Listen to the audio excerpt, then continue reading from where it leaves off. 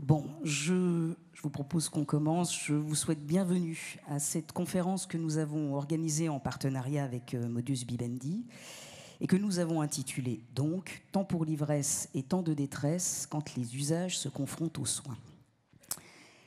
Pour me présenter rapidement, je suis Catherine Delorme, je suis directrice d'Opélia, le trait d'union. Je suis également déléguée régionale d'Île-de-France et vice-présidente pour la Fédération Addiction.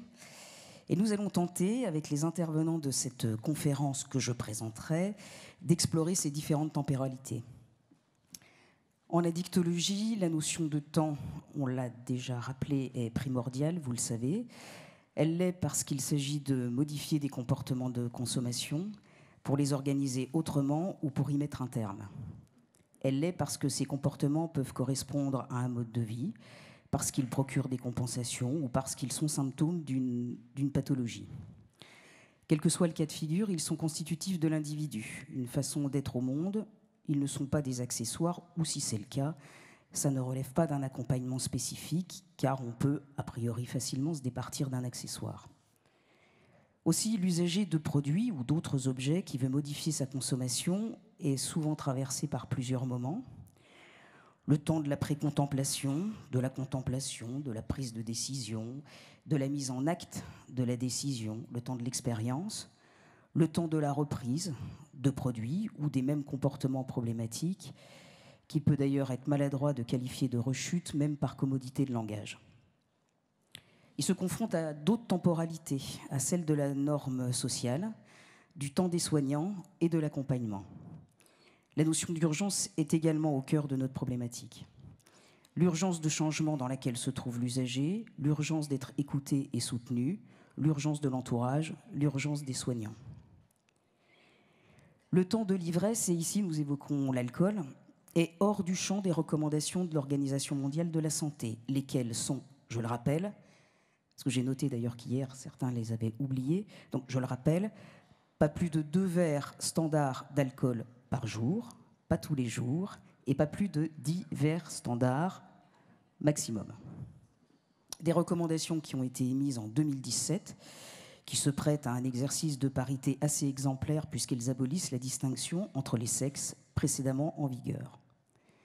Des recommandations qui s'apparentent également à un slogan, simple à se rappeler, simple à diffuser. Des recommandations qui s'adressent à tous, qui ont pour objectif d'installer des repères collectifs. Des recommandations qui pourraient être assimilées à une norme, qui installe donc un modèle d'usage, des us et coutumes, ainsi que le périmètre de ce qui est acceptable et codifié. Parce qu'elles sont à la fois prescriptives ou synonymes de règles, renvoyant à l'édiction d'un devoir-être et descriptives, en ce que, visant un état habituel conforme à la majorité des cas, ou encore une moyenne, elle se situerait du côté de l'être. Les exceptions à ces normes sont également contenues dans des codes sociaux, eux aussi collectifs. Les codes sociaux liés à la consommation d'alcool en France, évolutifs, identifient les moments d'usage. L'apéritif, la fête, alors la fête de type traditionnel, de fin d'année, d'anniversaire, les célébrations.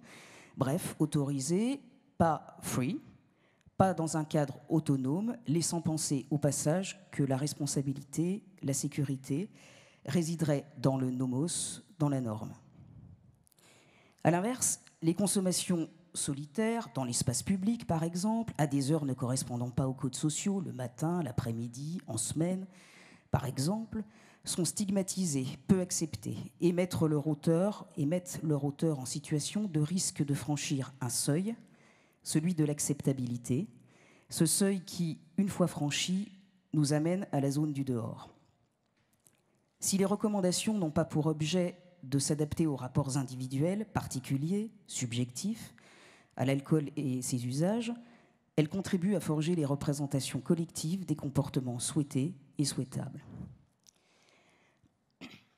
Alors, nous avions ce matin, et c'est l'occasion pour moi de l'excuser, nous avions ce matin invité Thémis Apostolidis. J'ai prononcé correctement, je suis assez fière de moi là. Qui devait intervenir, donc il est malade, il vous prie donc d'excuser son absence. On l'avait il est professeur de psychologie sociale à l'université d'Aix-Marseille, et si on l'avait invité, c'était moins pour contrôler ma maîtrise de l'étymologie grecque que pour ses travaux sur les représentations sociales. Je vais donc juste là en dire quelques mots. Ok, représentation sociale, c'est quand même un terme assez nouveau puisqu'il a été introduit en 1961 et par Moscovici, qui désigne les principes organisateurs régulant les rapports symboliques à partir desquels l'individu prend position dans les rapports sociaux. Le contexte social joue un rôle primordial dans les relations que les sujets construisent avec les produits. Là, je suis en train de vous donner un peu le contenu de ces grandes lignes, de ce qu'il était prévu qu'il décline. Le contexte social joue donc un rôle primordial dans les relations que les sujets construisent avec les produits. Doise précise que, je le cite, « toute définition des représentations sociales en termes de consensus est insuffisante. Plus que des opinions consensuelles, elles sont des prises de position de nature différente, même si, parfois, des repères communs peuvent être utilisés. » On le sait en addictologie, mais ça nous rappelle que le contexte est un enjeu absolument primordial dans le champ de la psychologie de la santé et qu'il nous permet aussi de mesurer l'écart entre la prévention, la réduction des risques alcool et les expériences et vécus singuliers. La temporalité prescrite des usages d'alcool vient donc se confronter à la temporalité singulière, celle des usages, une confrontation à partir de laquelle la réduction des risques ouvre une surface d'intervention et peut-être de réparation. La réduction des risques alcool est aujourd'hui dotée de références, de concepts, de stratégies d'intervention, de méthodes et d'outils. Elle s'est historiquement construite au regard du principe d'accueil inconditionnel dans les hébergements et les lieux résidentiels. En effet, la prise de conscience du fait qu'on ne peut exclure une personne pour le motif qui l'amène précisément à solliciter un accompagnement global visant l'accès aux soins et au prendre soin, soins en général, prendre soin, à l'insertion sociale et à la sécurité, c'est ça qui a amorcé l'évolution des pratiques professionnelles. Des travaux dont certains font l'objet de livrables, guides, vidéos, issus du partenariat entre la Fédération Addiction et la Fédération des acteurs de la solidarité, partenariat toujours en évolution, toujours en cours, et les récents livrables en témoignent. Les pratiques professionnelles se sont enrichies en intégrant la réduction des risques appliqués à l'alcool, s'inscrivant dans des stratégies héritées de la réduction des risques infectieux mis en œuvre dans un contexte d'urgence sanitaire, à la différence que cette réduction des risques liés aux toxicomanies, qui s'est à l'époque appuyée sur l'outil, la réduction des risques alcool, a contribué à redéfinir la réduction des risques en général comme étant avant tout une posture. On peut en effet proposer la réduction des risques en délivrant du matériel stérile à usage unique, type seringue, mais comment on fait avec l'alcool? L'essence de cette posture et donc de cette politique, consiste donc en une approche humaniste, ontologique et pragmatique permettant d'une part le questionnement des représentations sociales et d'autre part le renouvellement des pratiques d'accompagnement dans leur diversité, de l'accueil des consommateurs avec leur consommation jusqu'à l'organisation de la gestion des consommations. Mathieu Fiolaine, coordinateur national du collectif des acteurs de la réduction des risques alcool Modus Vivendi, épicologue, avec lequel nous organisons cette conférence, nous permettra d'aborder les apports de la réduction des risques alcool sur les représentations des bons usages et des mésusages d'alcool, ce dernier terme étant le plus souvent employé par les soignants quand les consommateurs, notamment les plus militants, peuvent lui préférer celui d'usage alternatif. Son propos, je le sais, nous permettra d'aborder une autre temporalité visée, qui est celle de la détresse, singulière, subjective, portée par l'usager lui-même et ou par son entourage. Une détresse parfois non formulée à autrui, parfois dissimulée, parfois insuffisamment repérée, mais aussi celle qui pousse à aller chercher un soutien, une écoute, un accompagnement, un soin.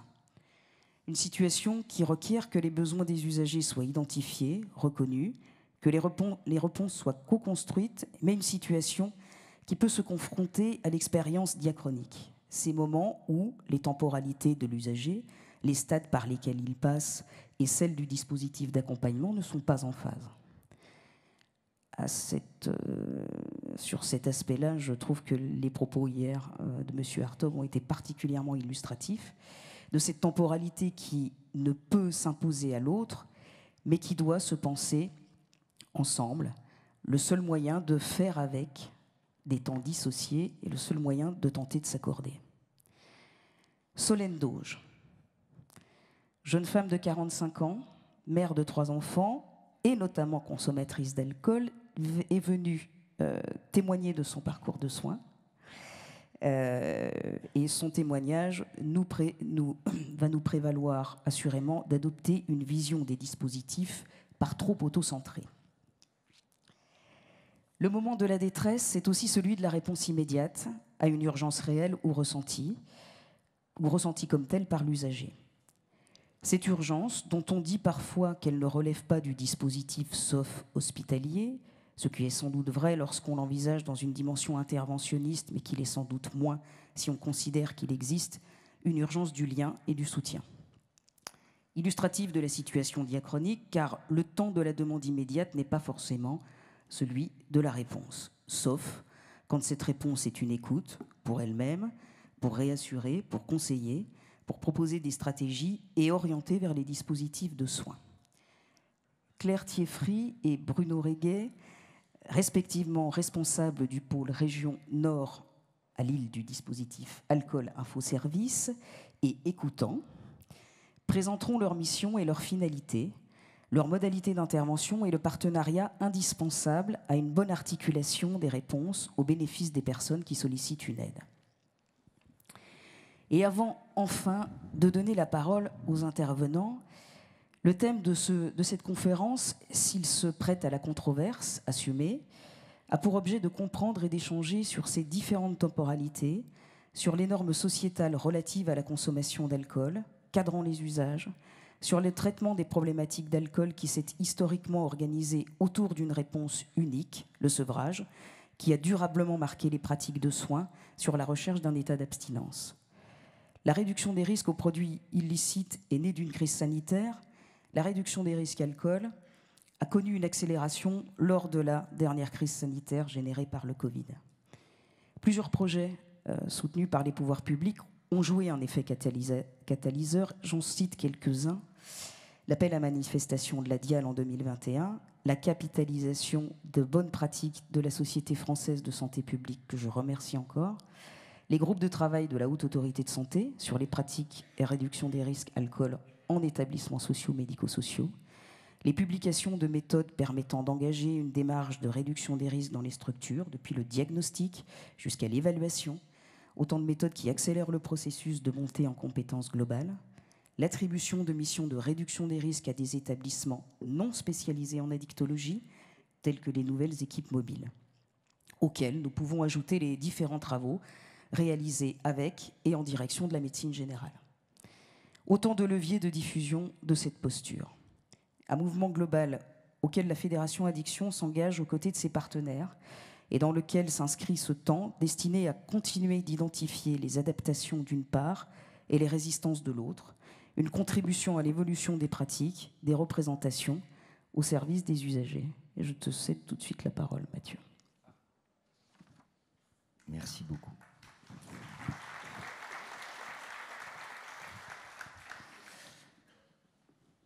Bonjour tout le monde, merci beaucoup pour ce propos introductif. Tu as quasiment tout dit. Je t'assure que non. Ouais.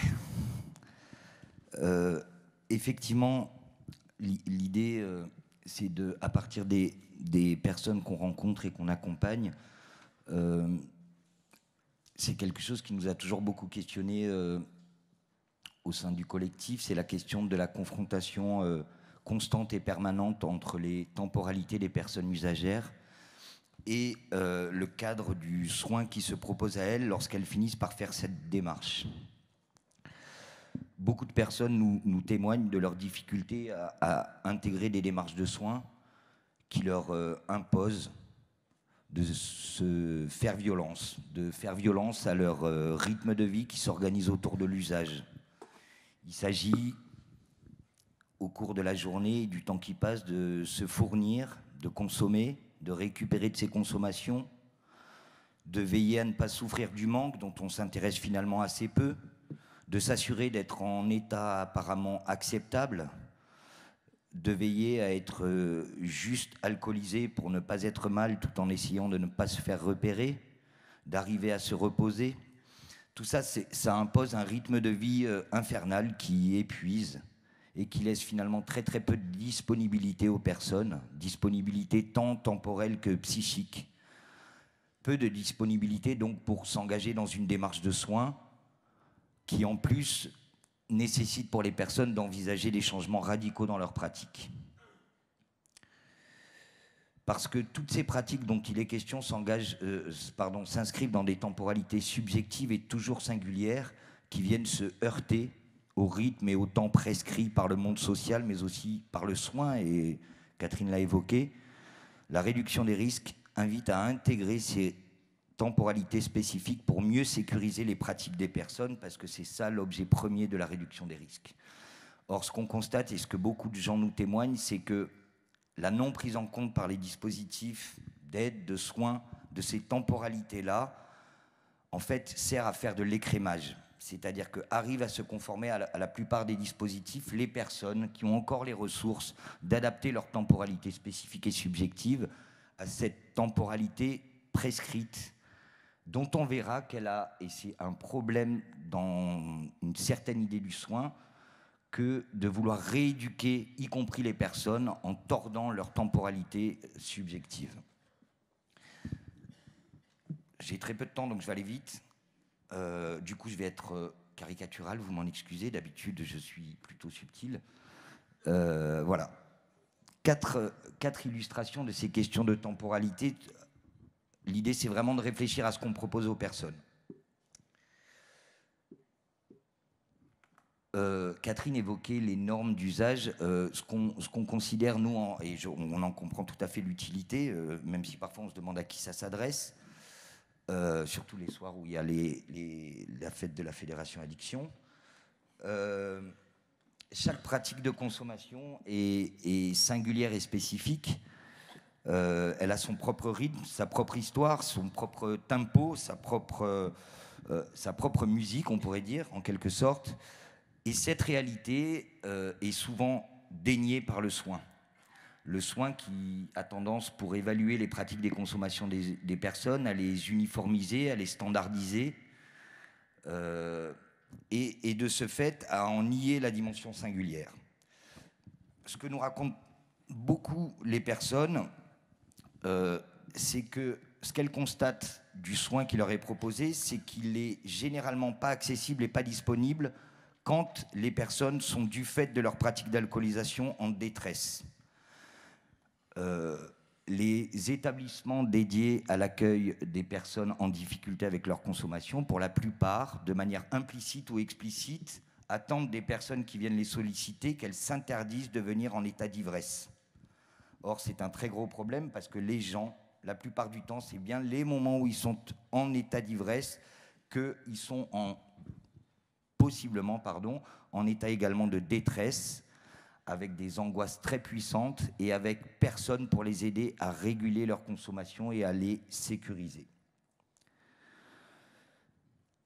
Parce qu'on impose, et là aussi c'est une question de temporalité, parce qu'on impose aux personnes très souvent de se contraindre à se sous-alcooliser pour se présenter à nos dispositifs, on induit de ce fait des suralcoolisations à visée compensatoire, et c'est des phénomènes qu'on connaît tous à l'entrée ou à la sortie des centres de soins, des centres d'hébergement, les gens qui se retrouvent contraints de s'infliger des suralcoolisations que nos exigences de sous-alcoolisation induisent. Une autre chose et je pense que Solène en parlera mieux que moi, qui nous marque beaucoup, c'est qu'on ne tient pas compte des temporalité en lien avec les états de fatigue extrême que subissent les personnes du fait de leur pratique d'alcoolisation. Si on ne s'intéresse pas au rythme d'usage et au rythme de récupération des 10 usages pour proposer aux personnes des modalités d'accueil et d'accompagnement qui tiennent compte de ses besoins de se reposer, de ses besoins de récupérer, en fait, on met les gens en souffrance. Donc, l'intérêt, c'est toujours de veiller à ce que les personnes puissent venir dans nos dispositifs dans l'état d'alcoolisation qui est le leur à l'heure où on leur propose de venir jusqu'à nous. Et qu'une personne qui se présente à nous suralcoolisée, contrairement à ce qu'on pense, il y a toujours du travail à faire avec elle. Il y a des choses à raconter, elle a des choses à nous dire, et on peut, nous, l'aider à sécuriser ses pratiques.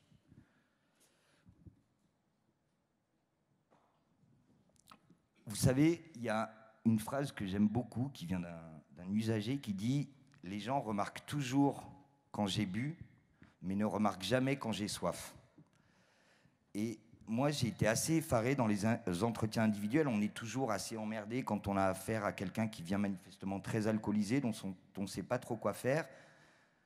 Et en fait, moi, j'ai remarqué qu'on ne remarquait pas quand les gens, pour venir nous voir, s'infligeaient des sous-alcoolisations qui faisaient qu'en fait, ils étaient là physiquement, mais psychiquement, ils n'étaient absolument pas là. Et on faisait des entretiens comme ça quand je travaillais en XAPA et dans des structures du médico-social. Les gens, en fait, viennent, mais ne sont pas là. Et donc, on s'évertue à faire des accompagnements qui ne sont pas productifs parce que les personnes sont en état d'indisponibilité psychique. Autre question qui interroge ces notions de temporalité, c'est, tu parlais d'urgence tout à l'heure, ce qu'on constate beaucoup, c'est que la plupart des gens qui viennent solliciter le dispositif de soins, ils viennent le faire très tardivement, c'est ce qu'on appelle le retard clinique, on en a parlé hier dans un autre atelier. Le retard clinique, c'est le temps qui s'écoule entre les moments, le temps qui s'écoule entre le moment où les gens constatent qu'ils ont un problème et le moment où ils se décident à venir nous voir pour parler de ce problème. Vous savez que le retard clinique pour l'alcool, en France, on l'estime à 20 ans. Les gens repoussent le moment de venir nous solliciter parce que le soin est perçu comme au seuil, parce que le soin est perçu comme exigeant des capacités de changement radicaux chez les personnes. Donc les gens viennent nous consulter très tardivement, viennent nous solliciter trop tardivement, et ils finissent par venir ne le faire que quand tout pète, quand c'est la crise. Et on a toujours beaucoup de problèmes sur ces temporalités de la crise. Quand les gens viennent vous faire une demande en état de crise, ils ne sont pas en état de formuler un projet de changement éclairé. Donc on se pose toujours la question de la situation dans laquelle les gens viennent nous voir et qui justifie que derrière on engage des démarches de soins que prétendument dont ils auraient formulé la demande. Or la réalité, c'est que quand les gens viennent nous voir en état de crise, ils ne sont pas en état de formuler une demande et ils ne savent pas ce qu'ils veulent pour eux-mêmes. Tout ce qu'ils veulent, c'est de sortir de cet état de crise. Donc à nous de les accompagner pour sécuriser leurs pratiques avant d'envisager tout projet de changement. La question qu'on évoquait également dans un contexte comme celui que je viens de décrire, de l'adhésion au projet de soins, de l'adhésion au projet de changement.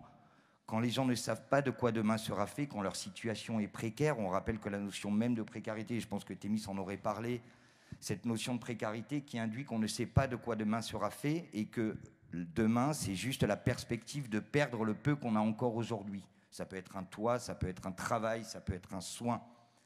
Donc quand les gens sont en état de grande précarité, de souffrance temporelle, au regard d'un futur potentiellement très délétère, je ne comprends pas, moi, comment dans ce mécanisme-là, on peut réellement travailler avec la personne dans cet état-là, à l'élaboration d'un projet qui va prendre du temps. Moi, quand j'ai été formé à l'addictologie, on m'expliquait qu'il n'y a pas d'urgence en addictologie. Il faut construire un projet à long terme. Tout ça est rendu impossible par ces questions de précarité et de recours aux soins dans un contexte de crise. Le recours aux soins, très souvent, je l'ai évoqué tout à l'heure, implique une capacité à rééduquer sa temporalité subjective et spécifique. La plupart des dispositifs de soins, d'abord, ont des délais d'attente extrêmes aujourd'hui pour obtenir un premier rendez-vous, exigent de la plupart des personnes qu'elles respectent les horaires, qu'elles respectent la régularité, qu'elles respectent leur engagement. Tout cela contribue à l'idée que le soin a une fonction rééducative, un peu comme si les personnes en souffrance liées à leurs usages étaient des enfants qu'il fallait remettre dans le droit chemin. On leur demande d'être observants, on leur demande d'être compliants, on leur demande de respecter les rendez-vous, on leur demande de respecter les protocoles. On leur demande d'être ce que nous souhaiterions qu'ils soient, à savoir de bons patients. Il y avait un médecin, et ce n'est pas une blague, il disait « un patient, comme son nom l'indique, c'est fait pour patienter ». Voilà. Le problème des usagers d'alcool et de drogue, c'est qu'ils ne sont pas patients. Voilà. Et qu'est-ce qu'on fait d'eux? Donc ce soin, il rééduque. On est assez effaré quand on travaille avec des XAPA de voir que la plupart des XAPA, hélas, aujourd'hui, n'ont même plus de créneaux sans rendez-vous. La plupart des XAPA, une bonne majorité des XAPA n'ont plus de créneaux sans rendez-vous, et quand ils en ont, c'est très peu. La plupart des XAPA ont des horaires d'ouverture qui sont les horaires de bureau et ne proposent pas des ouvertures en fin de journée, des possibilités pour les personnes d'être reçues justement quand ça va plutôt pas mal, quand ça va plutôt mal, quand les angoisses montent, etc. Donc il y a une réelle idée comme ça que le soin impose son rythme aux personnes qu'on accompagne. Le temps du soin peut faire du mal quand il impose des temporalités intenables parce que complètement incompatibles avec la réalité des consommations des personnes. Qu'est-ce que ça fait? Ça fait là également quelque chose qu'on ne mesure que très mal, qui sont les ruptures dans l'accompagnement. Toutes ces personnes que l'on ne voit plus et dont on ne sait pas pourquoi on ne les voit plus, mais qui finissent par ne plus venir. C'est pas grave, comme il y a beaucoup de monde qui attend la place, on a vite fait de remplacer ceux qui cessent de venir. Mais là, ils se retrouvent à nouveau tout seuls avec leur temporalité d'usage spécifique et potentiellement pathogène. Je crois que j'ai plus beaucoup de temps. 2 minutes. Donc je vais finir là-dessus. Si l'on agit en réduction des risques, la sécurisation des consommations impose d'intégrer la temporalité des usages et la temporalité singulière et spécifique des personnes. Il est impératif que nous sachions caler nos accompagnements au rythme de l'usage pour le sécuriser. Il est impératif que nous tenions compte de la dimension de la précarité, qui impose d'avoir des temporalités très resserrées, avec des objectifs modestes, à court terme, qui nous permettent à tout moment de réajuster et de continuer à accompagner les personnes dans l'optique de sécuriser leurs pratiques. Les temporalités des personnes sont également mouvantes, c'est bien le problème, on ne peut pas, entre 2 rendez-vous, placer l'usager ou le patient dans du formol. Ce qui se passe, c'est qu'entre 2 rendez-vous, entre deux temps d'échange, entre 2 temps d'accompagnement, les temporalités des personnes évoluent, la priorité de leurs besoins évolue. Il est impératif, et c'est ce que nous faisons en réduction des risques par le moyen de temporalités resserrées et courtes, de réajuster nos accompagnements au plus juste des demandes de la personne qui elles-mêmes sont mouvantes et dynamiques. La temporalité, comme toute action en réduction des risques, est d'abord une affaire de négociation. Il y a ce que la personne entend pour elle-même pouvoir mettre en place et ce que nous sommes en capacité ou non de lui proposer. Donc il est impératif que nous négocions avec les personnes que nous accompagnons dans nos dispositifs plutôt que de leur imposer une temporalité rééducatrice, que nous négocions avec elles le rythme, le tempo et la musique de nos accompagnements. Merci. Merci Mathieu.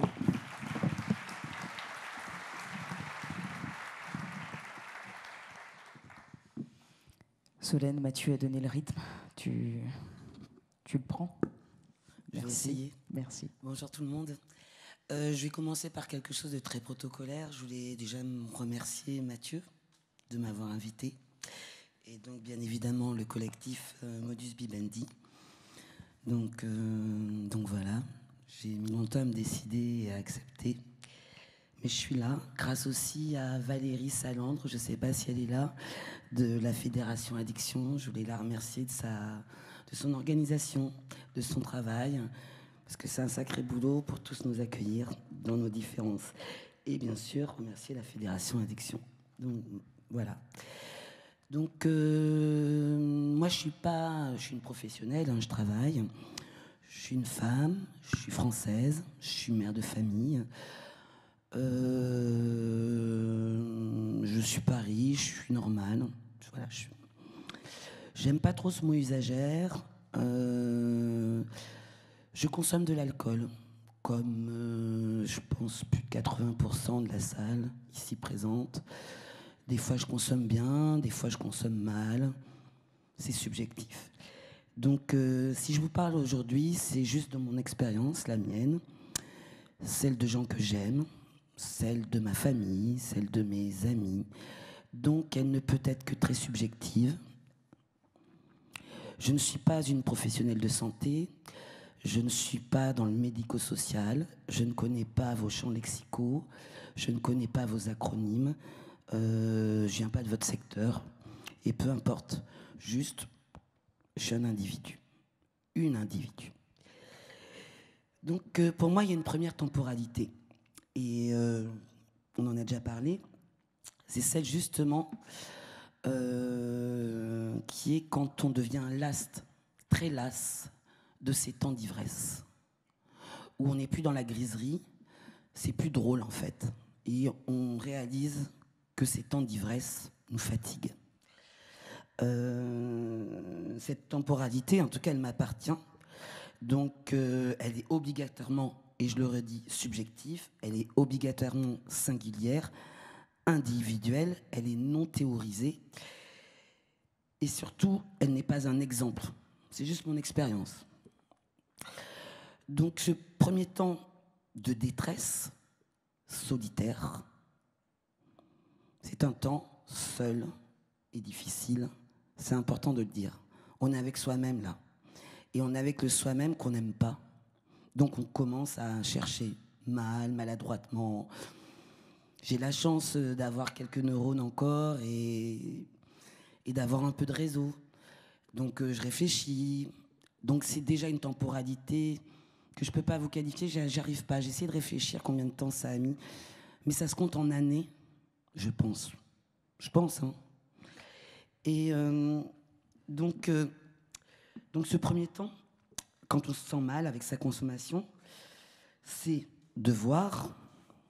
d'essayer en tout cas, de définir, d'essayer de comprendre, d'accepter, d'essayer d'accepter, et de voir éventuellement de se soigner de ce mal honteux.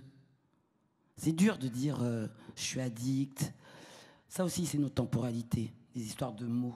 M-O-T-S et M-A-U-X, pour mettre des mots. On n'a pas envie de se regarder dans la glace et dire je suis addict, je suis alcoolique. Alors on trouve d'autres mots. C'est aussi une temporalité. Donc voilà, cette première étape, donc, c'est une aventure dans l'inconnu personnel, très souvent donc solitaire, unique, douloureuse, périlleuse, tortueuse, compliquée, honnête, malhonnête, cohérente, incohérente, mais surtout longue, extrêmement longue. Donc quand on voit et qu'on accepte son mal-vivre, on a envie de trouver des solutions. Mais déjà, il y a du temps, parce qu'on parle de temporalité, il me semble. Et là, quand on est usagé ou quand on consomme mal, ben là, on a envie de trouver des solutions. Mais des solutions immédiates, magiques, salvatrices. C'est ça dont on a envie. Donc, il y a la deuxième étape. On a passé celle-ci, c'est déjà quelques années. Et on consomme, bien évidemment. Alors, qui voir? Qui consulter? Quand? Comment? La réponse, pas maintenant, pas tout de suite. Et vous n'allez pas décider, dans tous les cas. Attention, je recontextualise. Là, je vous parle d'expériences qui vont paraître négatives. Je vais bien évidemment vous parler aussi tout le bonheur et les surprises à travers ces temporalités, qui sont magiques aussi. Là, je vous décris ce qui paraît problématique pour moi et pour les gens qui m'ont entouré ou qui ont le même type de problématique. Donc c'est pas maintenant. En tout cas, c'est pas quand moi je veux, c'est pas quand toi tu veux. C'est voilà, je sais pas, je vais pas vous parler de. Je parle en général. Donc quand on décide enfin de se faire aider, de enfin oser le demander et enfin d'accepter l'aide, le chemin a déjà été extrêmement pénible. D'autant plus si vous n'êtes pas du milieu.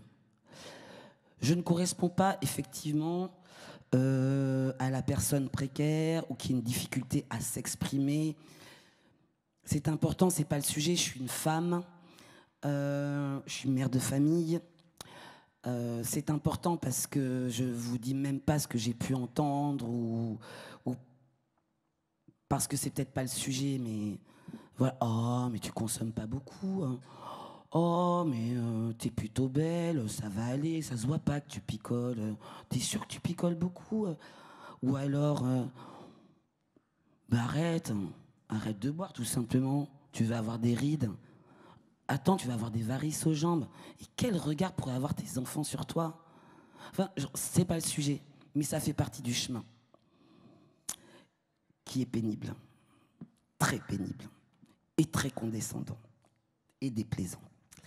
Donc en plus, si vous n'êtes pas du milieu, le parcours il est encore plus dur que ce que je suis en train de vous dire. Et là commence l'incohérence. Et on a été nombreux d'arrêter la démarche à ce moment-là. On s'est dit, bon, ben c'est foutu, quoi. On va jamais m'aider, on comprend pas. Voilà. Bon, à un moment on se dit, bon, on le fait. Alors, les rendez-vous. Je ne parle pas des dispositifs, vous êtes les professionnels des dispositifs. Donc, je ne vais pas vous dire les termes, le soin addicto, les endroits, je ne vais pas vous donner des noms d'addictos parce que j'en connais plein. Mais alors, plein. Donc, les rendez-vous, ils sont loin. Surtout à Marseille, par exemple. Et si vous n'avez pas de voiture, j'ai une voiture. Hein. Puis alors, il y a le parking, il faut le payer.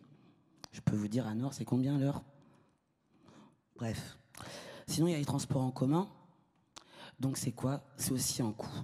C'est un coût et c'est du temps. Et puis après, vous avez le rendez-vous et effectivement, vous patientez. Vous êtes impatient, vous patientez. Puis, il y a les horaires. Ils sont imposés. Vous n'allez pas, en plus, avoir l'exigence d'imposer un horaire. Vous êtes un alcoolique. Donc, problème pour le travail, il faut s'organiser, c'est imposé, il faut faire garder ses gamins, etc. Donc, ça se paye aussi, et en temps et en argent. Et puis, il y a les praticiens. Bien sûr, ils vous sont imposés. Bien évidemment. Donc, pourquoi en plus on aurait le droit de choisir? Donc, voilà. Donc, au-delà du fait de la honte, de la culpabilité de souffrir de ces consommations, si par malheur, mais par malheur, vous osez annuler ou rater un rendez-vous, même si c'est justifié, justifiable et entendable, mais vous abusez du temps du professionnel. Mais comment osez-vous, quoi? Mais c'est quoi ce délire, hein? Ah! Et donc, vous cassez le protocole de soins. Donc, j'avais en discuté avec Mathieu. Je voulais commencer par ça, par dire que l'addiction n'est pas un protocole. C'est pas un protocole. C'est une souffrance, c'est une pathologie, vous l'appelez comme vous voulez, mais ce n'est pas un protocole. Donc, vous abusez du temps du professionnel, vous n'honorez pas le protocole du soin, donc, tout est annulé. Je viens de tester... je suis en cours et j'ai arrêté. Comment ça s'appelle? Le sevrage ambulatoire. Donc vous êtes chez vous et vous êtes en sevrage obligatoire, enfin ambulatoire. Je dis obligatoire, c'est moi qui me l'impose. On ne me l'a pas imposé, ça je l'ai choisi. Puisqu'à travers toutes ces années, maintenant j'ai la capacité de dire, de verbaliser, de savoir ce que je veux ou ce que je ne veux pas, etc. Mais j'ai mis longtemps pour le définir. Et j'ai beaucoup lu, j'ai beaucoup cherché, j'ai beaucoup échangé, etc., etc. Donc je décide de tester ce sevrage ambulatoire. Sauf que ça commence le lundi, c'est des temporalités aussi. je me permets d'en parler. Et il faut venir tous les jours 15 minutes. Sauf que, à nouveau, moi, je bosse aussi. Donc c'est compliqué. Parce que ça se situe sur des horaires de travail. Et les 15 minutes, si vous ne les respectez pas, le protocole est annulé. Il s'est avéré que j'ai fait une crise d'asthme dans la nuit. Et malgré le mal physique, j'ai quand même mis mon réveil pour pouvoir prévenir que je ne pourrais pas venir à ce rendez-vous. Donc le thérapeute m'appelle, hein, mais en étant en crise d'asthme, je n'ai pas pu répondre. Je ne pouvais même pas répondre parce que je faisais une crise d'asthme. Donc je rappelle quand je me suis senti mieux, et on me dit, mais c'est fini tous vos rendez-vous sur les 3 semaines, alors que je ne sais pas si vous imaginez le temps d'organisation pour organiser 3 semaines de rendez-vous en travaillant avec les gamins, vous imaginez le bordel, quoi. Donc on avait déjà mis une demi-heure avec la secrétaire, c'est aussi du temps, hein. Une demi-heure avec la secrétaire pour caler ces rendez-vous. Donc je me réveille par politesse pour dire que je ne pourrais pas venir. Et la secrétaire me dit tout est annulé. Mais je dis comment ça? Tout est annulé. Ok. Je ne peux que subir ce type de décision. Je ne peux que le subir. Et dans ces cas-là, au-delà du mal-être d'être quelqu'un qui consomme, vous vous retrouvez encore dans ce mépris. Vous êtes justifié, vous avez fait des choses de manière protocolaire, mais je n'ai pas honoré leur protocole. La question se pose. Il y a une vraie question. Alors, je ne sais pas qui est professionnel de santé, je ne vais pas proposer de solution. Je témoigne juste de choses que vous connaissez certainement. Je le verbalise, tout simplement. Je n'ai pas de solution, ce n'est pas mon métier. Je vous dis juste la souffrance et la violence que ça peut être. Réellement. Donc tout est annulé, et puis c'est à cause de vous. Donc là, notamment, c'est à cause de moi. Donc je suis coupable, je n'ai pas honoré mes engagements, je ne suis donc pas digne de confiance, et je suis donc une irresponsable. À votre avis, où est-ce que ça amène? Moi, je suis sortie de là, j'avais juste envie d'acheter une bouteille de blanc, quoi. Rechute. Mais c'est ma responsabilité, je l'assume, puisque je n'ai pas honoré le protocole, la temporalité. Donc, c'est le meilleur argument pour reprendre sa consommation abusive. Donc, tant qu'à se sentir le pire des individus irresponsables, eh bien, autant retrouver le temps de l'ivresse, parce que le temps d'un moment, ce temps-là, va être une forme de soupape, de douceur, de rigolade. Ça va durer un court temps, pour après retrouver ce temps de la culpabilité, retrouver ce temps de la détresse, retrouver ce mal-vivre, retrouver, et hop, repartir sur cette temporalité, etc. Donc, je dépasse là. Je vous passe... j'ai 2 anecdotes quand même. Je me permets de le dire parce que je ne pense pas que... Voilà. Une des personnes qui est mon plus proche, donc qui est mon papa, a un problème avec l'alcool, grave. Il fait son premier délirium tremens. Il est aux urgences, il s'avère que c'est dans le service où ma sœur travaille, parce que ça se passe à Noël, etc. Personne ne sait que c'est notre papa.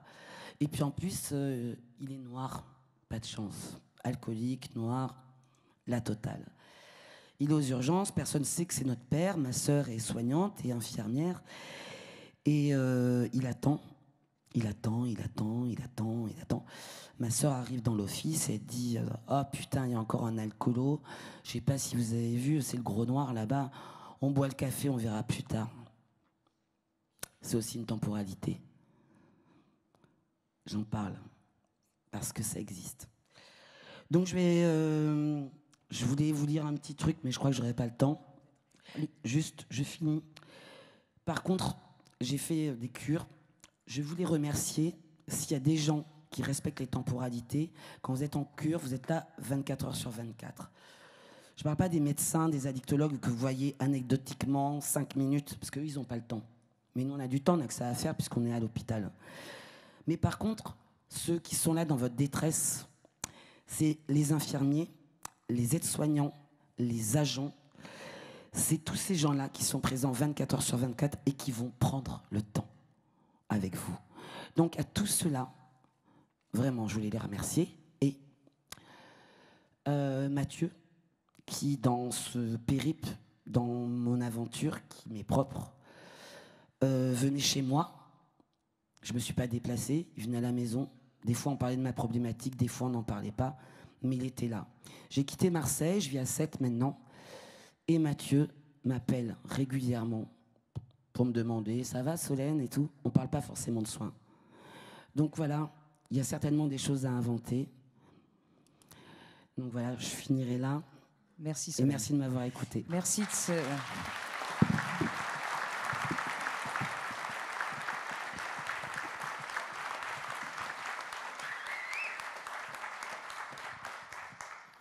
J'avais prévenu, hein. Ça nous garantit d'avoir une vision trop auto-centrée de nos dispositifs. Claire, je te passe la parole. Bonjour à tous. Bon, ce n'est pas facile de prendre la parole après un exposé aussi émouvant, mais bon. Moi, je vais vous parler de... Bon, donc, merci Catherine d'avoir aménagé cette rencontre si agréablement ces derniers jours.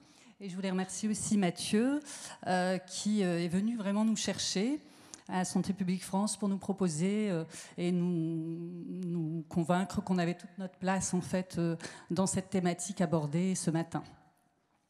Voilà, donc notre service, c'est un service d'aide à distance au sein de Santé publique France, donc un service public qui gère 4 lignes téléphoniques en fait. On a Drogue Info Service, Alcool Info Service, Joueur Info Service et Écoute Cannabis. Donc ce matin, je vais vous parler essentiellement du dispositif Alcool Info Service. Donc ce dispositif, il a pour objectif d'aider les usagers à la diminution, ceux qui le veulent, ou à l'arrêt des consommations, de réduire les risques liés à la consommation, d'aider les personnes à faire face aux difficultés liées à la consommation d'alcool, de permettre l'accès de tous à l'information et aux soins, et enfin, d'accompagner auprès du public et dans un cadre individualisé les campagnes de promotion et de prévention de la santé. Donc, nos missions s'articulent au cours de 4 principaux axes: l'information, le conseil, le soutien et l'orientation vers les structures de soins. Donc, les usagers et l'entourage qui sollicitent le service le font par différents médias. On a notre ligne téléphonique, le 0981 980 930, qui est ouvert 7 jours sur 7, de 8h à 2h du matin. On a aussi un site internet, alcoolinfoservice.fr, un dispositif de chat depuis 2013, voilà, qui permet aux internautes donc de nous contacter par un autre média que le téléphone. Et on a aussi un service de questions-réponses personnalisé. Donc chaque personne peut exposer sa situation sur ce module questions-réponses, sa situation qui lui pose problème, et on essaie de lui répondre dans un délai de 48 heures, de façon personnelle. Donc le site internet, il met à disposition également l'annuaire du dispositif de soins. Donc on a vraiment toutes les structures en addictologie référencées en France et dans les DOM. Des forums d'entraide, une rubrique l'alcomètre pour évaluer sa consommation, un espace qui est entièrement dédié aux jeunes, donc qui s'appelle jeunesalcoolinfoservice.fr, et un accès pro aussi, donc pour vous les professionnels, un accès pro composé de 2 espaces distincts, alcool et santé, hors grossesse, et alcool et grossesse. Donc pour vous donner une petite idée de l'activité sur le site Alcool Info Service, ça représente en 2021 plus de 3,5 millions de visites et plus de 2900 contributions, forums et témoignages. Et sur 19 575 demandes d'aide et d'information reçues en 2021, donc que ce soit les appels, les chats et ces questions-réponses, 63% émanent des usagers. Ces usagers sont masculins à 59% et âgés de plus de 40 ans à 58%. Et donc l'autre partie, c'est 36% qui émanent de l'entourage. Donc pour parler un peu des atouts de l'aide à distance, je mettrai en avant l'anonymat, très important quand même l'anonymat. Les gens se sentent protégés et parlent plus librement. L'absence de regard, la disponibilité, la personnalisation des messages, les médias de communication, un relais possible vers les centres de soins, une connaissance du public concerné par la thématique, une connaissance de sa compréhension des messages de santé publique et de ses difficultés. Donc, parmi tous ces atouts, je mettrai l'accent aujourd'hui sur la disponibilité potentiellement immédiate et très large qu'offre cette ligne d'écoute, accessible de 8h à 2h, donc pour toutes les personnes qui ont ou non une prise en charge. Les appelants peuvent ainsi bénéficier d'une écoute personnalisée. Il s'agit toujours d'un appel unique. Il est toujours possible, bien sûr, de rappeler ultérieurement, mais l'entretien se déroulera vraisemblablement avec un autre écoutant. Donc nous accueillons ces appelants comme ils sont, à un moment qu'ils ont eux-mêmes choisi, à un moment où ils se sentent en capacité de demander de l'aide. Donc par le biais d'une écoute centrée sur la personne, l'écoutant va dans un premier temps recueillir les principaux éléments de contexte, cerner au mieux la demande de l'appelant et essaiera d'aider l'usager, l'usagère à élargir sa réflexion. C'est cette ouverture aussi que nous proposons, que je souhaitais également souligner ici.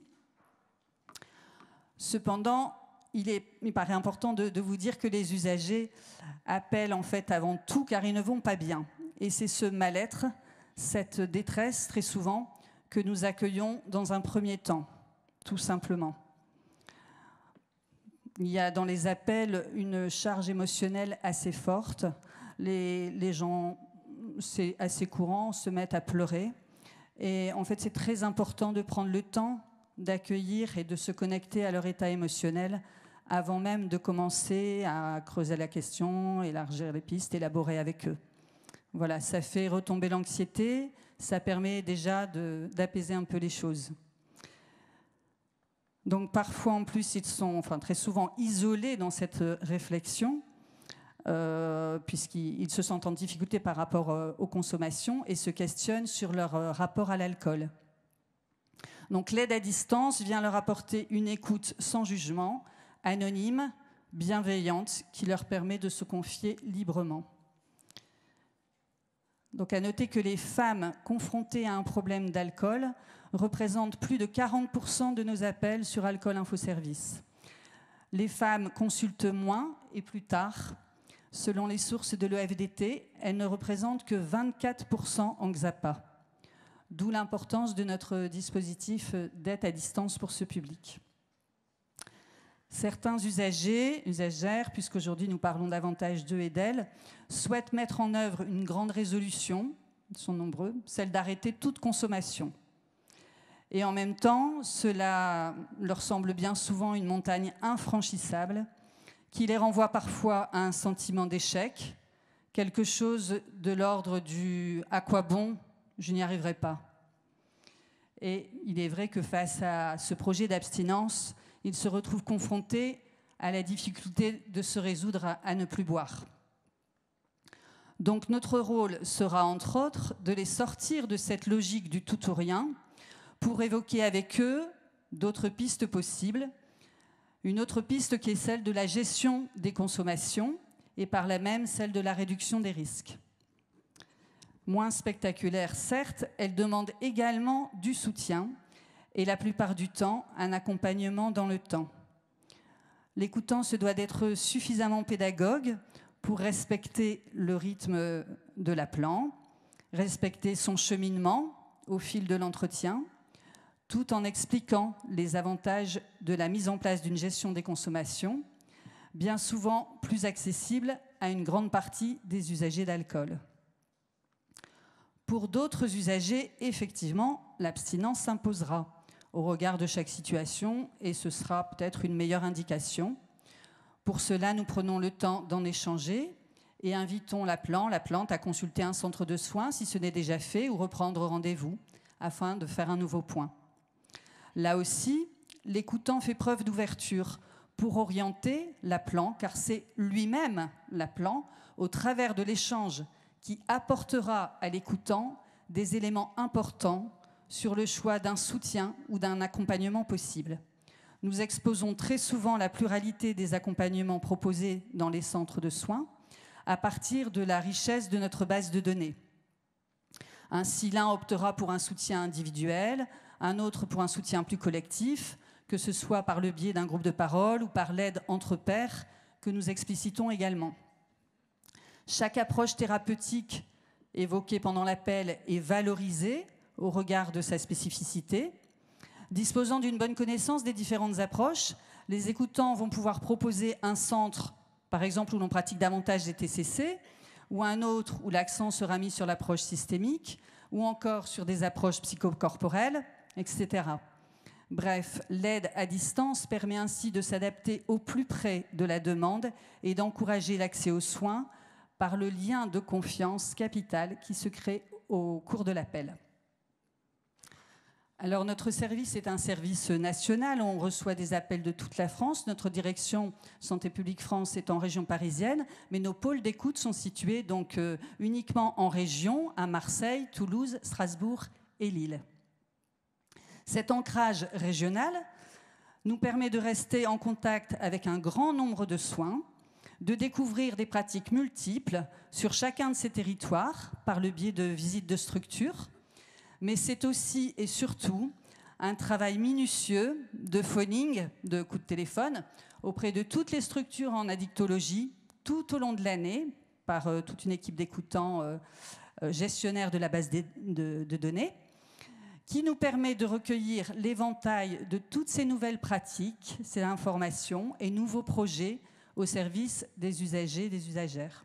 Donc c'est cette actualisation régulière qui a été renforcée pendant la crise sanitaire et réellement très précieuse, qui renforce nos liens et partenariats avec les centres de soins, tout en offrant une réelle complémentarité dans l'accompagnement des personnes. Voilà. Merci Claire, merci. Et donc, on passe la parole à Bruno, qui d'habitude écoute. Mais pas que. Mais pas et que. maintenant, je Mais parle. pas que. Alors, c'est toujours délicat de passer le dernier, d'abord parce qu'on a envie de réagir à tout ce qui vient de se dire, et ce faisant, on n'aurait plus le temps de développer ce qu'on voulait dire soi-même. Je vais essayer de faire un peu les deux, si du moins j'arrive à me relire, et je vais le faire vite, finalement, à exact inverse de ce que nous faisons dans le service. C'est précisément sur la temporalité si spécifique du dispositif que je voudrais revenir, c'est là-dessus que je voudrais insister, précisément parce que c'est cette temporalité téléphonique qui, tout à la fois, facilite et nécessite l'ARDR dans notre pratique d'écoutant. Je vais aller très vite sur le service. Claire vous l'a présenté, alcool infoservice, drogue infoservice, joueur infoservice, écoute cannabis. D'un mot, pour reprendre une formule plébiscitée par les collègues quand on a préparé ensemble les échanges pour cette édition 2022 à Grenoble, alcool infoservice, c'est une bulle temporelle. On va partir de la bulle. C'est une parenthèse où on prend le temps, Claire l'a dit, je ne reviens pas là-dessus. C'est une bulle one-shot, je parle mal la France, sans suivi. C'est un temps d'écoute, d'échange, de travail qui est extrêmement concentré, extrêmement resserré, mais aussi possiblement étirable. Et ça, c'est très intéressant. Il faudrait, ça va de soi, décliner ici l'infinie diversité des situations, des demandes, des outils déployés pour y répondre. J'en ai pas le temps, pas même celui de dresser une typologie sommaire. Il y a évidemment autant de situations, de singularités, de trajectoires, de manières de boire, de ce point de vue, le service est un formidable laboratoire et un formidable outil de recueil de récits d'usage, au sens où tu l'entends, Mathieu, au sens psychologique du terme, disons. Face à toutes ces demandes, le service a fonctionné comme une bulle temporelle de 3 types, que la RDR, plus exactement, va traverser de 3 façons différentes. Je vais schématiser comme ça. Une bulle temporelle aspatiale, où la RDR, elle va s'appliquer sans doute plus facilement qu'ailleurs. Une bulle temporelle inconditionnelle, où la RDR à l'alcool, elle va s'imposer nécessairement. Et une bulle temporelle disponible, potentiellement immédiatement disponible. Une bulle temporelle disponible, où la RDR à l'alcool, elle est instamment demandée. Bulle temporelle aspatiale, c'est des mots bien pompeux pour enfoncer une porte ouverte, mais elle est cardinale, cette porte. Pas d'accueil physique, on l'a dit. Pas de contact dans le service, de facto beaucoup moins de freins institutionnels pour la mise en œuvre de la RDR et son information. Il va de soi, il va sans dire que Alcool Info Service, Santé publique France plus globalement, a intégré le nouveau paradigme RDR, la nouvelle posture RDR, et qu'il nous appartient en tant qu'écoutants de la relayer, cette posture, de le relayer. Ce paradigme, souvent au grand étonnement des appelants, à leur grand contentement, qui est une autre option thérapeutique que l'abstinence, parfois ils ne l'imaginaient pas même, ou alors on fait plutôt face à de l'agacement, voire du ressentiment si d'aventure les appelants, et ça arrive, ne nous en cachons pas, on fait l'expérience strictement inverse dans le soin. Pas ou peu de freins liés au cadre légal, pas de dilemme déontologique. Hier, une personne le résumait très bien en parlant d'une expérimentation en CTR, atelier thérapeutique ou apéro. Point d'interrogation, c'est une question qui ne se pose pas franchement chez nous, pas du tout chez nous, et pas plus qu'on a de crainte de débordement, de confrontation, de violence possible, ce qui ne signifie pas pour autant qu'on n'est pas confronté à de la violence, et évidemment. Donc, dans cette bulle temporelle aspatiale, la RDR, elle s'impose naturellement. Et en l'absence de toute dimension physique, ajoutée au fait, Claire l'a dit, que la personne nous appelle depuis l'endroit choisi, depuis le lieu par elle choisi, au moment par elle choisi, ça libère la parole. C'est clair, ça donne des partages rares, sans phare, sans filtre, sans faux fuyant. Il y a une espèce de distance téléphonique qui va comme ça créer, qui va rapprocher. Les gens viennent mais ne sont pas là. Vous disiez tout à l'heure, nous on est là pour accueillir cette parole libérée.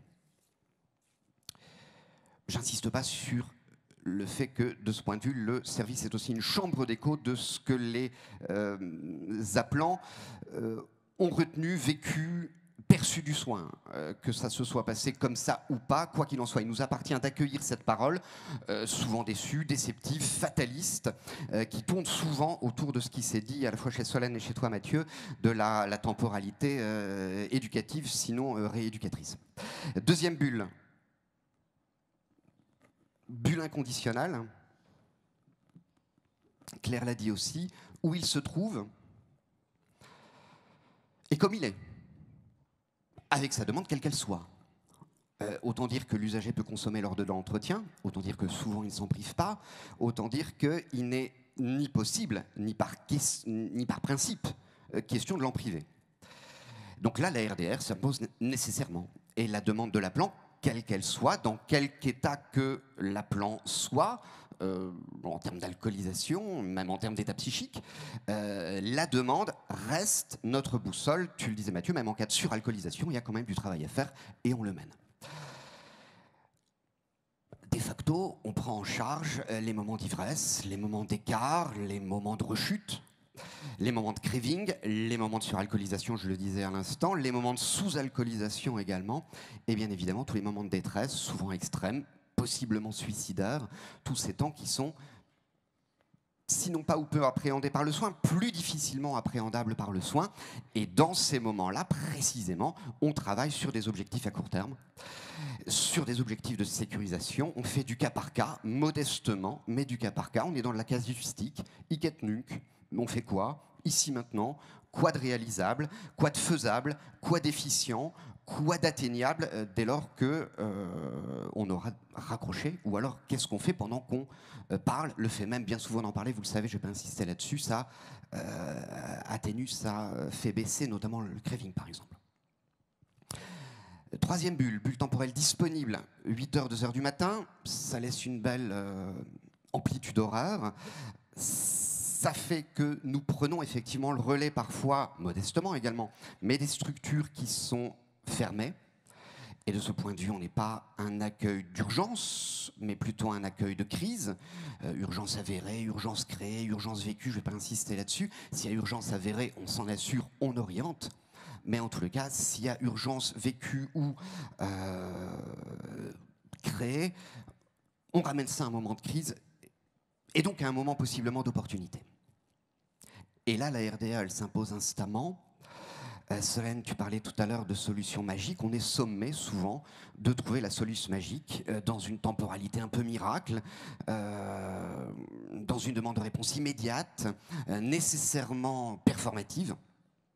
Et le premier des retours qu'on fait, c'est qu'évidemment, malheureusement, on n'est pas dans la pensée magique, et que de deux, le rôle du service, la nature du service n'est pas de donner des conseils, mais de tenir conseil. Alors c'est un peu ténu, mais on l'explique, c'est assez facilement entendable, somme toute.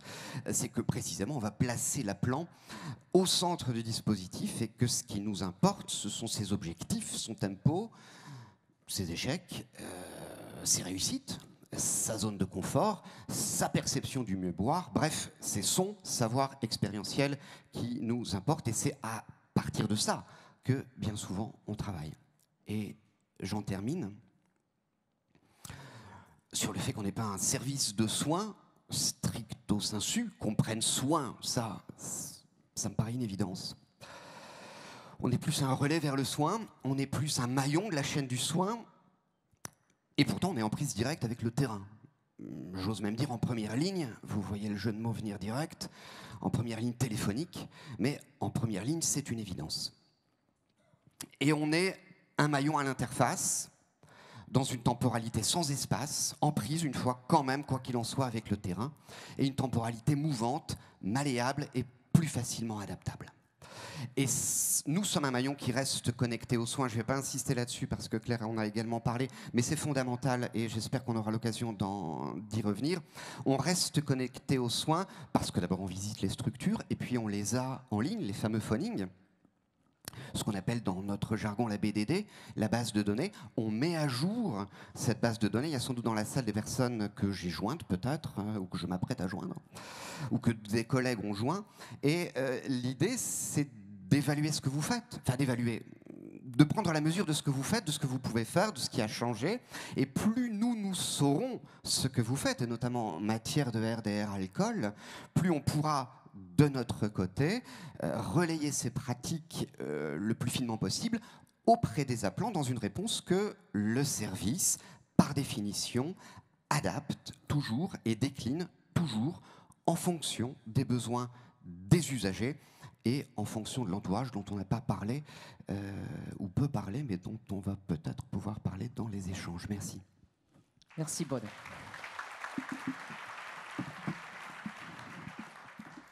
Merci Bruno pour cette intervention tout en bulle.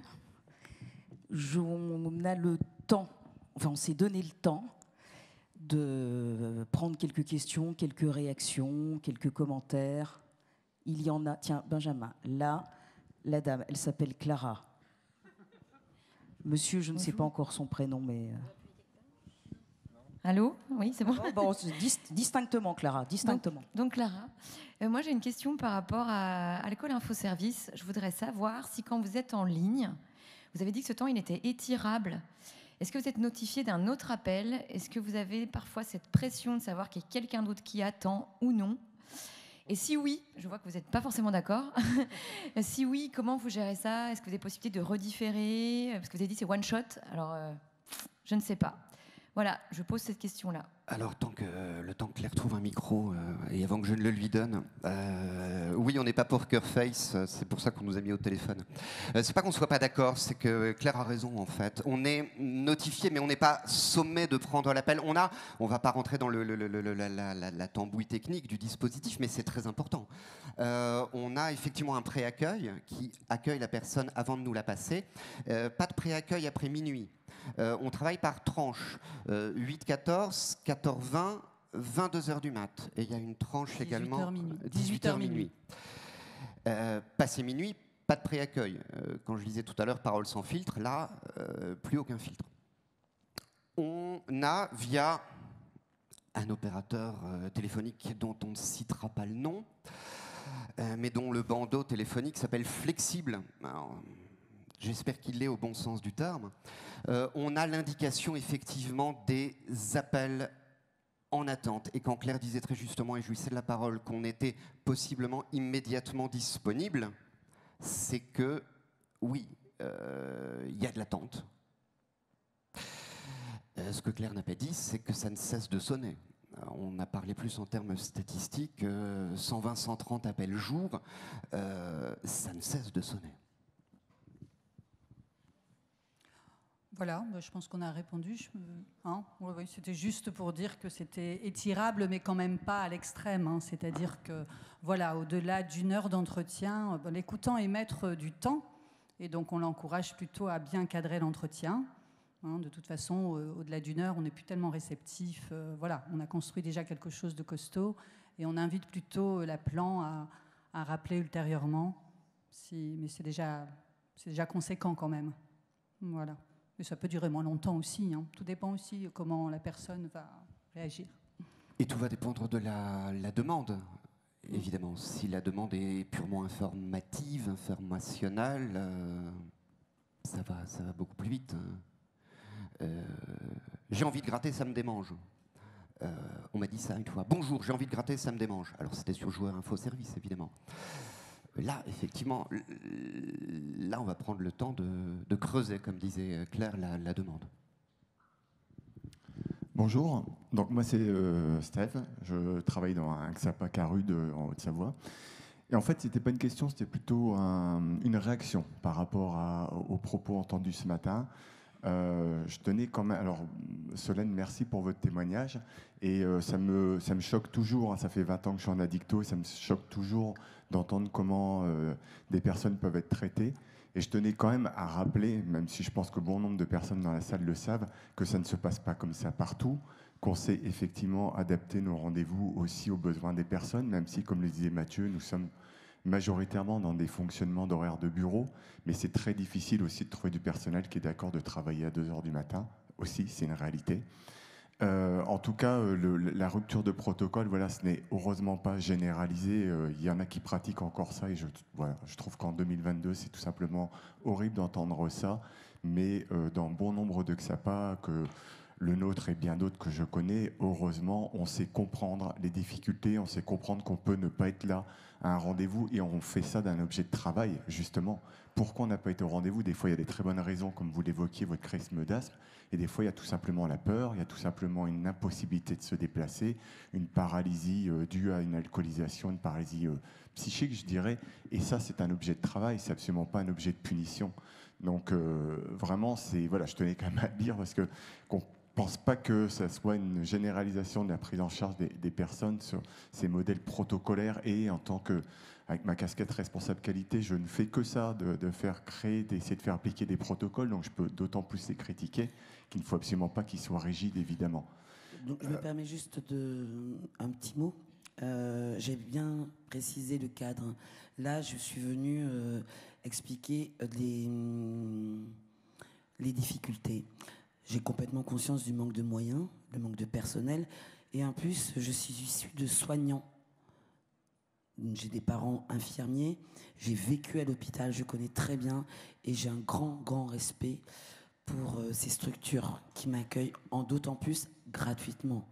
Donc voilà, si je ne l'ai pas assez mis en avant, je m'en excuse, vraiment.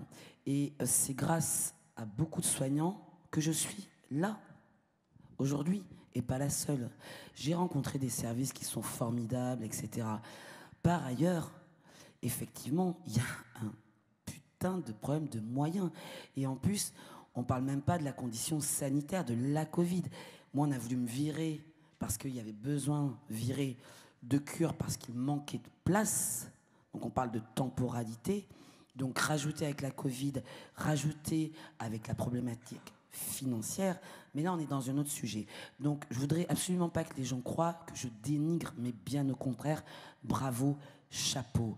Mais par ailleurs, je suis désolée, avant de venir, j'ai refait le tour de mes potes, des gens autour de moi, etc., qui refusent maintenant tout type de soins, qui ont trouvé d'autres choses.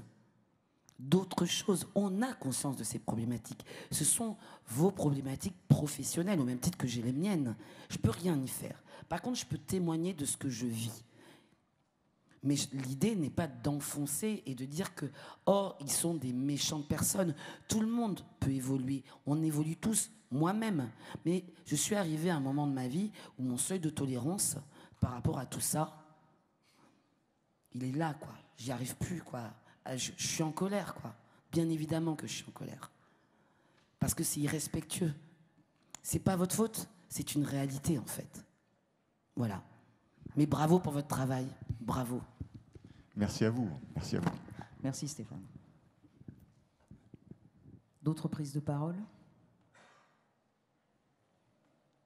Oui, parce que en fait, je les ai stressés sur le temps. Si vous posez pas de parole, si vous posez pas de questions, ça va être tendu pour moi. Alors, je sais qu'ils vont me le reprocher.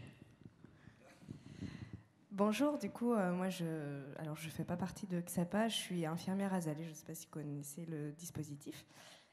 Et en fait, déjà, merci pour tout ce que vous avez transmis, ça m'aide beaucoup d'un point de vue personnel et professionnel. Mon interrogation était vis-à-vis de tabac, alcool, infoservice, etc. Et en fait, c'était pour savoir, c'est vrai que c'est dans l'anonymat. Moi, j'envoie souvent des patients vers vous pour justement votre disponibilité et tout ce que vous avez cité.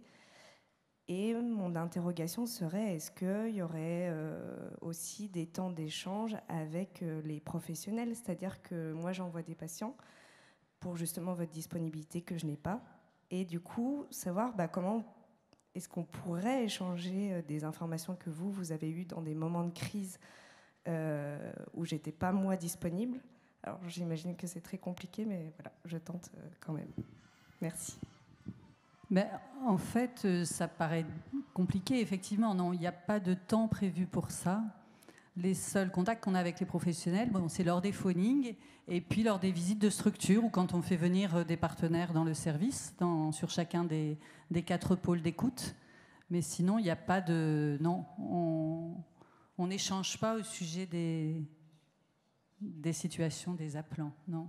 Mais les professionnels peuvent nous appeler, mais pour une question professionnelle. On ne les a pas du tout évoqués parce que c'est assez minoritaire comme appel, mais les 3 grandes catégories, c'est usagers, disons, entourage et professionnel. Quant à communiquer effectivement sur la situation avec un professionnel de santé, ça paraît délicat. Alors, j'avais l'impression qu'il y avait une main qui se levait derrière. Voilà. Et puis Catherine, après, devant, là. Bonjour. Moi, je voudrais savoir ce que vous pouvez proposer à l'entourage, justement, vous l'évoquiez tout à l'heure, comme type d'écoute, et puis surtout savoir si l'entourage vous sollicite via l'aide à distance, pardon. Alors, je ne suis pas les maîtres des statistiques, il y a beaucoup d'appels entourage. Il y a eu juste avant cette conférence une intervention de la part de 2 collègues autour précisément de ce qu'on fait dans le service, autour de l'entourage. Il y a eu une intervention notamment d'une collègue, Mathilde, qui a travaillé sur la place des femmes et la part très importante des appels entourage femmes. Pourcentage, Mathilde, tu l'as en tête? Non, moi non plus. Il est massif. 70%. Oui. Les appels entourage. Je ne vais pas répondre en une seconde, évidemment, à tout ce qu'on propose à l'entourage, tout ce qu'on peut proposer à l'entourage. Globalement, typologie de demande de l'entourage, c'est comment aider mon proche, comment je trouve ma place d'aidant, vous vous en doutez bien. soit au moment d'une découverte de consommation, soit lors d'une rechute, soit lors d'un trop-plein, sans mauvais jeu de mots, d'un trop-plein de consommation qui, dans le couple, dans la famille, pose souci. Peut-être on peut connecter votre question à ce qui nous importe ici, à savoir la RDR. Comment on fait intégrer Comment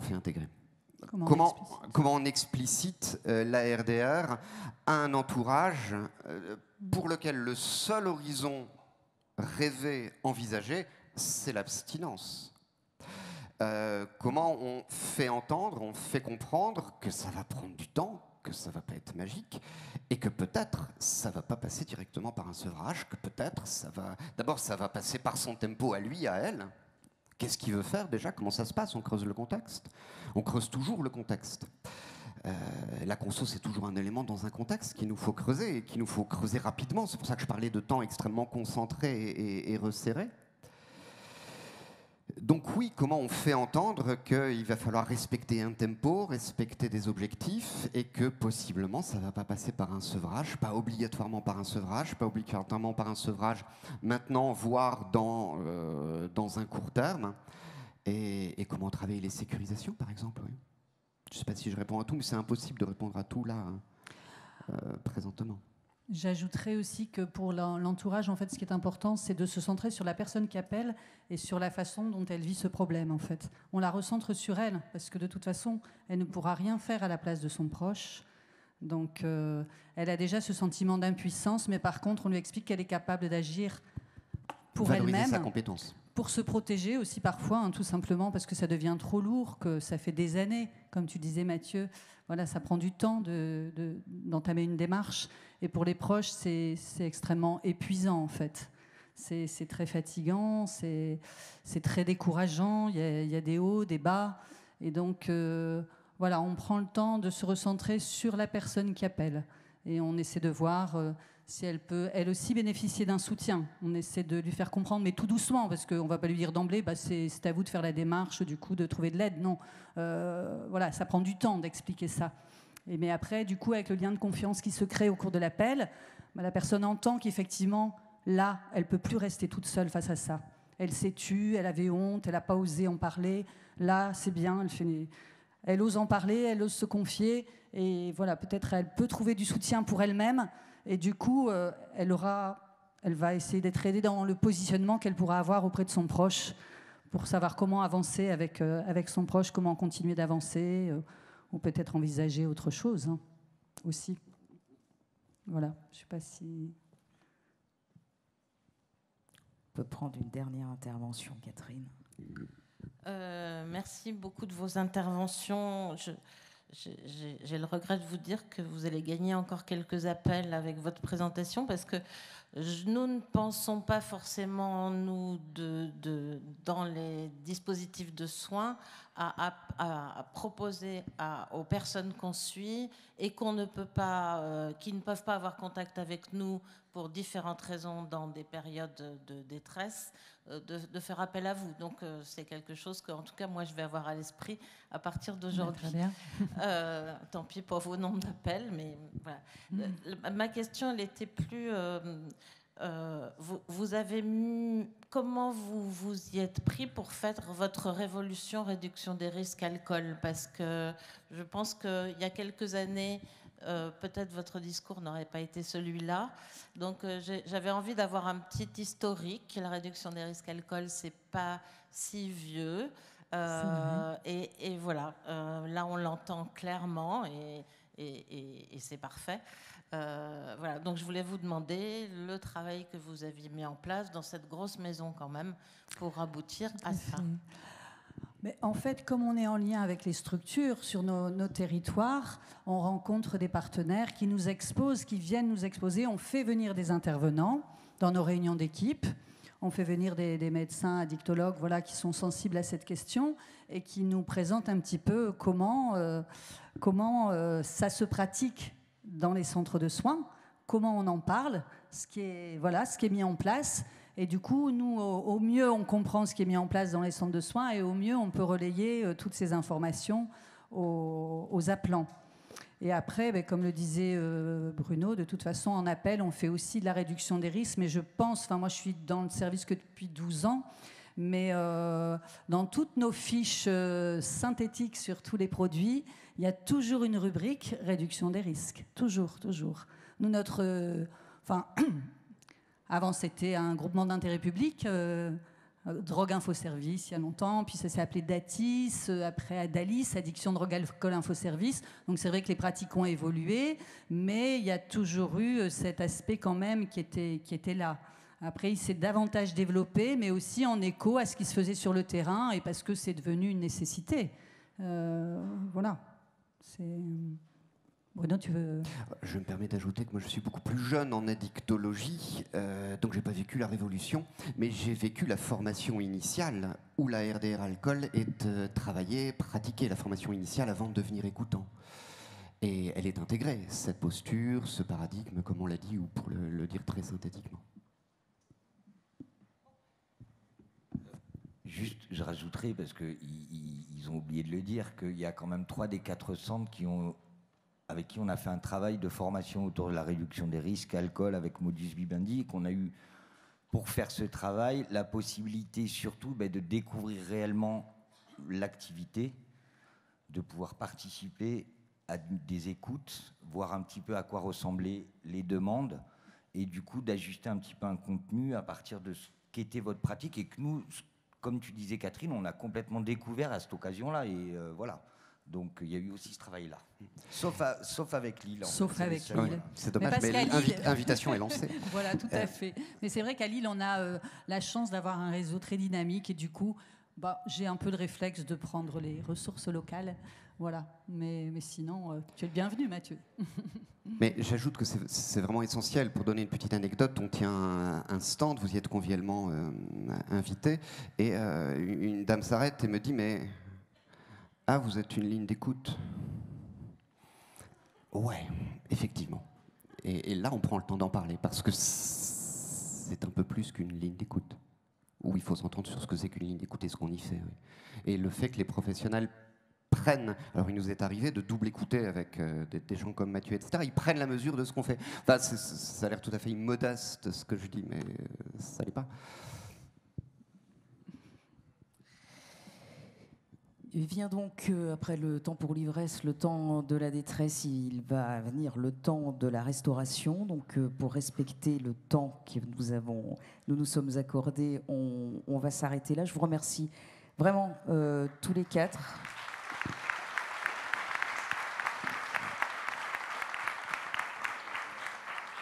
Et vous l'aurez compris, ce temps de controverse, on le ferme, mais la controverse, elle, n'est pas terminée. Et donc, continuons à travailler sur l'évolution de nos postures. Je vous souhaite une bonne continuation et donc un bon appétit. Merci.